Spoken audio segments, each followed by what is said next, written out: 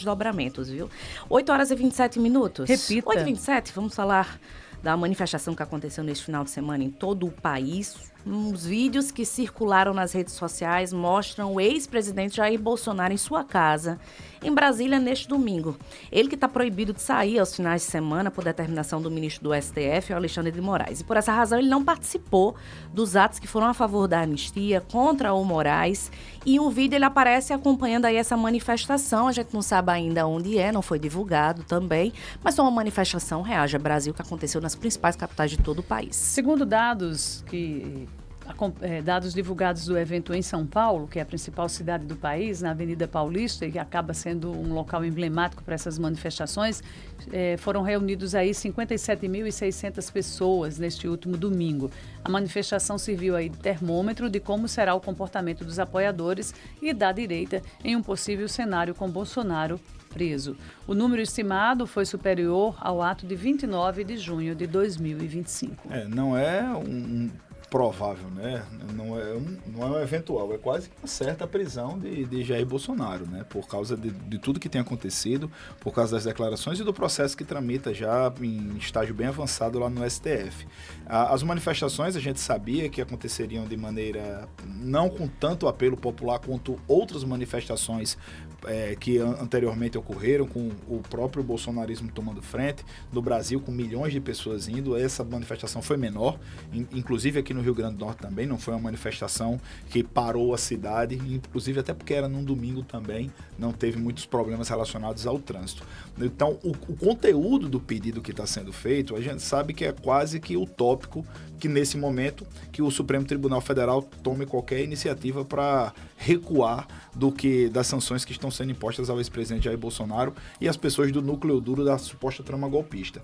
E a gente sabe também que a própria classe política não tem demonstrado assim uma união muito grande em prol da anistia. É importante que se diga também. Ontem, lá em São Paulo, o pastor Silas Malafaia fez críticas diretas aos políticos que não participaram do ato.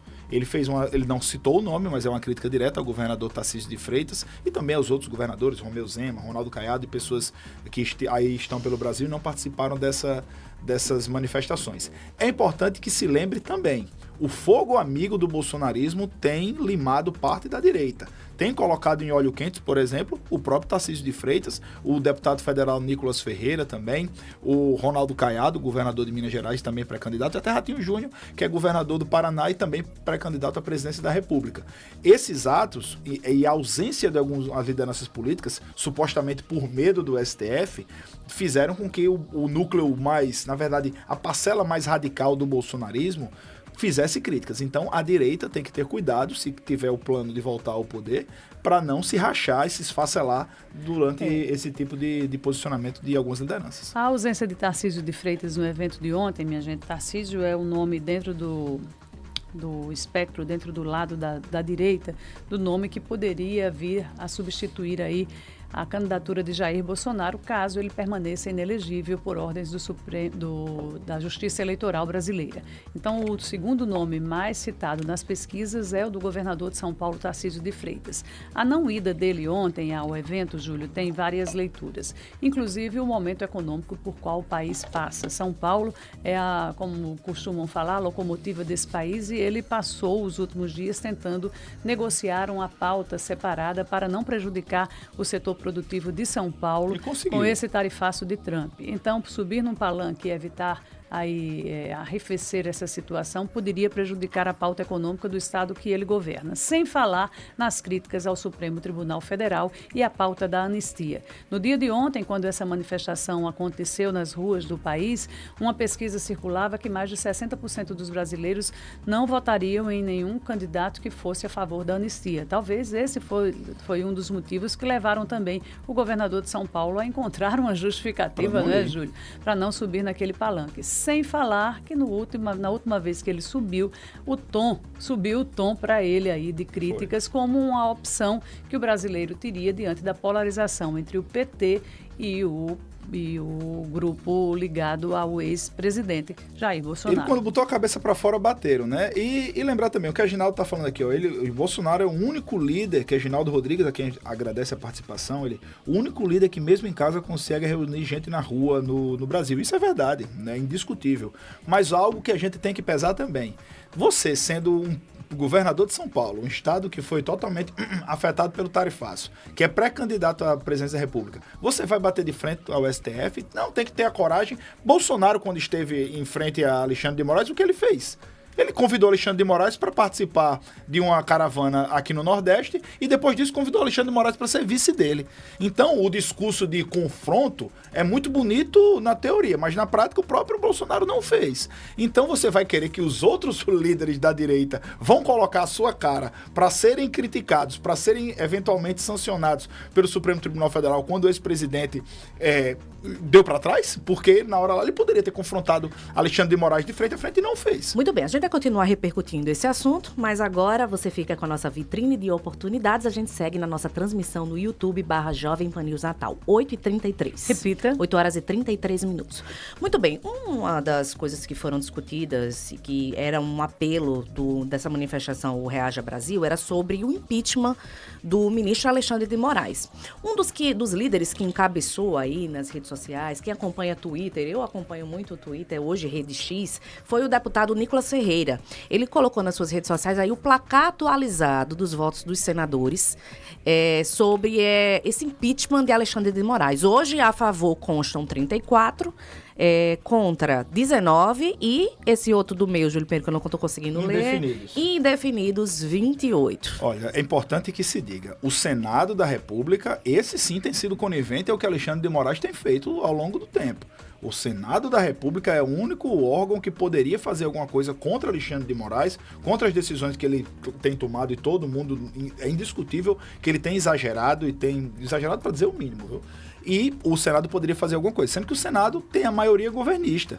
E boa parte, inclusive, dos oposicionistas não tem coragem de bater de frente com o ministro Alexandre de Moraes. Isso foi dito não por mim. O próprio senador Rogério Marinho já falou que a maioria lá dos senadores ainda não teve essa coragem de abrir um processo contra Alexandre de Moraes. E o próprio presidente, né, o Davi Alcolumbre, ele não demonstra, o presidente do Senado, não demonstra interesse em dar andamento a uma pauta como essa. Então, esse placar aí, que pese a importância que Nicolas Ferreira tem, lembrando que são 81 senadores, viu? 34 não adianta, ele tem que ter uma maioria para conseguir uma eventual cassação, mas demonstra que boa parte do Senado já tem, pelo menos de boca para fora, uma satisfação e uma possibilidade de votar por impeachment de Alexandre de Moraes. Virginia Tchellen, vamos lá, eu queria lhe provocar e provocar nosso ouvinte também a fazer uma reflexão. Essa manifestação, um ato, o Reaja Brasil, não foi também um momento em que a direita mostrou ali que nós estamos unidos em meio a tantas especulações de divisão da direita com relação às ações do deputado Eduardo Bolsonaro nos Estados Unidos,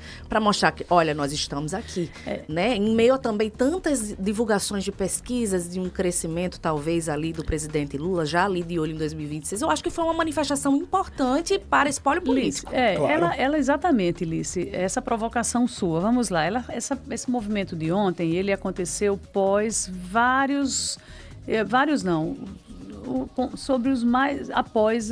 as principais decisões políticas e econômicas que afetaram o país nos últimos anos. E aí é muito fácil de listar.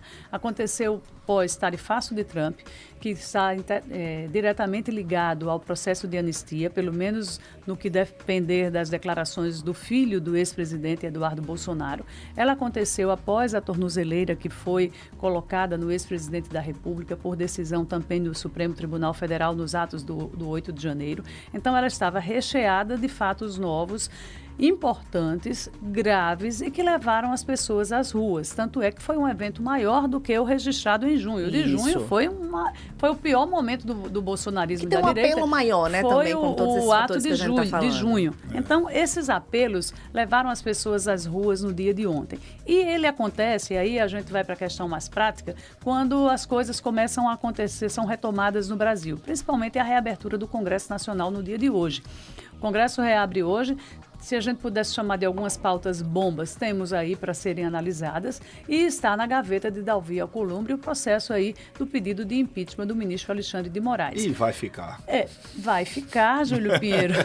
Eu vai duvido, ficar, mas Davi ela Alcolumbre serve como naquele envelope de pauta bomba. Qualquer reação que Deu vier problema, daqui, a gente tira ela do fundo da gaveta e coloca na primeira gaveta. Você jogava Super Trunfo quando era mais jovem? Você Super lembrar, Trunfo, né? tem lá a carta, ó, tem Pois aqui, tá alguma então, coisa, eu jogo a carta. Então, essa reabertura do Congresso, ela vai trazer algumas pautas políticas importantes como essa e outras econômicas também que o Brasil está precisando de discutir. Porque se a gente abrir a semana, Júlio Pinheiro, ainda nessa questão, a gente vai deixar de analisar projetos importantes, como é o caso da isenção do imposto de renda, que é outra pauta que o governo tem interesse e que, se o governo ficar mergulhado nessa questão, dificilmente ele vai conseguir colocar em plenário.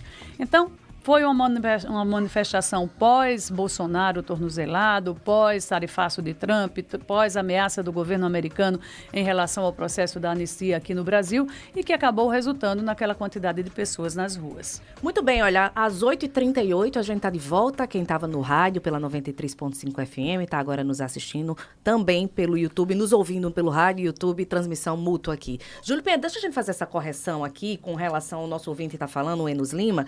Bom dia. Dê a notícia correta. O Tarcísio não participou porque estava se recuperando de uma cirurgia. Sabe qual é a cirurgia? Uma cirurgia na tireoide, né? Pessoal, não foi de urgência. E foi no domingo. Eletiva. E foi uma cirurgia eletiva em um domingo. Ou seja, Tarcísio de Freitas não foi porque não quis. Se fosse uma pauta, a gente tem que ser claro, né? Se fosse uma pauta importante para Tarcísio de Freitas estar no palanque, ele não faria esse procedimento. Ele teria adiado essa cirurgia. É tireoide, pessoal. Ele não estava com apendicite, não. Ele poderia ter... inflamado. Exatamente, inflamado. E o Breno César também está falando rapidamente, Lícia. Os candidatos não podem deixar de se posicionar em relação a esse tema da anistia. O povo tem direito de saber em quem votar. É o mínimo que merecemos. Perfeito aí a colocação. Só para a gente encerrar esse assunto, uma pessoa que também teve muito destaque ontem foi a ex-primeira-dama Michele Bolsonaro. Hoje a imprensa já traz que Bolsonaro teria Belém, recebido... Isso, ela que liderou, foi a principal liderança em Belém, né? Ela que já postou nas suas redes sociais, que agora é eleitora de Brasília, tem pretensões de se candidatar ao Senado lá em Brasília. A imprensa hoje traz, a coluna da jornalista Bela Megali, que Bolsonaro teria recebido já dados de uma pesquisa sobre o desempenho dela após as tornozeleiras e o tarifaço. Michele Bolsonaro, que tem assumido a agenda do ex-presidente já com essa medida da tornozeleira, não é isso, Virginia Celli? Então, o Bolsonaro traz aí uma nova expectativa com relação à ex-primeira-dama. Michele Bolsonaro, ela participou do ato em Belém, né? Em Belém. Ontem. Ela tem tido um protagonismo muito grande. E Michele, ela é um ativo político do bolsonarismo, dos mais importantes nesse momento. Até por causa do desgaste de Eduardo Bolsonaro, da submersão. Na verdade, ficou submerso aí o Flávio Bolsonaro e também o Carlos Bolsonaro. Então, Michele, ela tem sido, nesse momento, o principal ativo do bolsonarismo. Pois é. E ela da família ela Bolsonaro, é citada, né? Ela acabou de transferir o título dela, o registro eleitoral dela para Brasília e havia uma expectativa que ela entrasse entre as candidatas ao Senado, né, pelo Distrito Federal. Provavelmente será. Mas, Júlio Pinheiro, ela enfrenta também uma resistência dentro da própria família Bolsonaro, né? Muito bem. Olha, tem uma notícia aqui de última hora que está acontecendo agora pela manhã.